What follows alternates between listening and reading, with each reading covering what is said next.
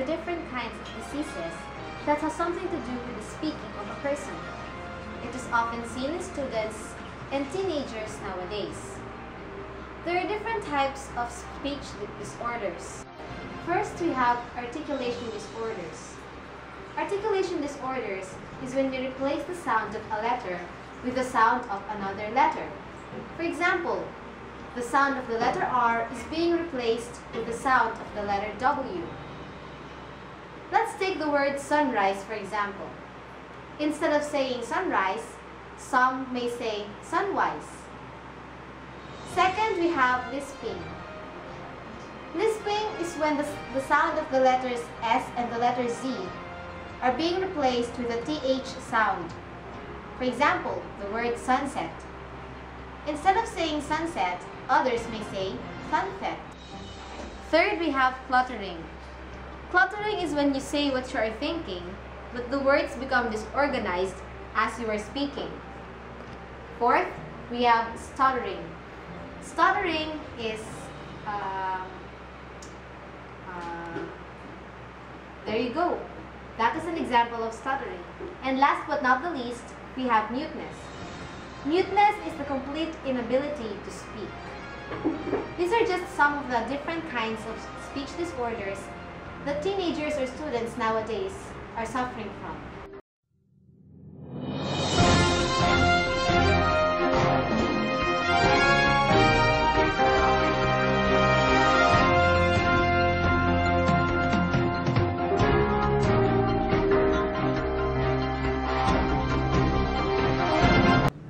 As a college student, I was curious on how the different kinds of speech disorders can affect the daily oral communication of a college student as a normal person and as a student. Therefore, I have conducted a simple survey to find out how different kinds of speech disorders can affect the daily oral communication of a college student. After conducting the survey, I found out that most of the students were suffering from a speech disorder called cluttering. As I have discussed before, cluttering is a speech disorder wherein you say what you are thinking, but then the words become disorganized as you are speaking.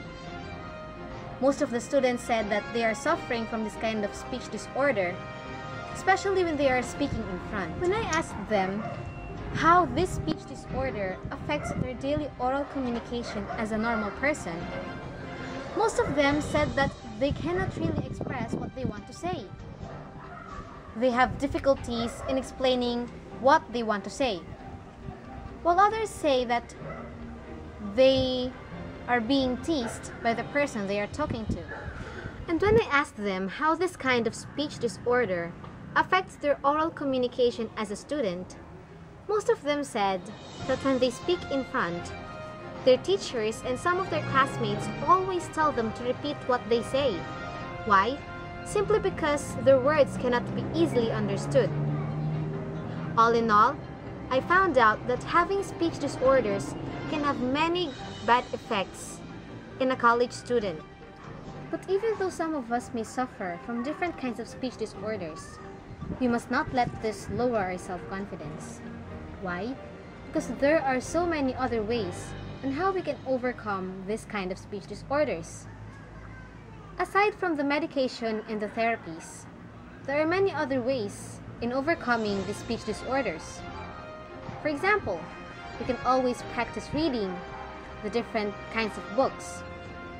We can also talk to ourselves in front of the mirror so that we may know how we are going to pronounce the words correctly, so that by the next time we speak to somebody or we speak in front, we can pronounce the words correctly and we can overcome slowly the speech disorder that we have.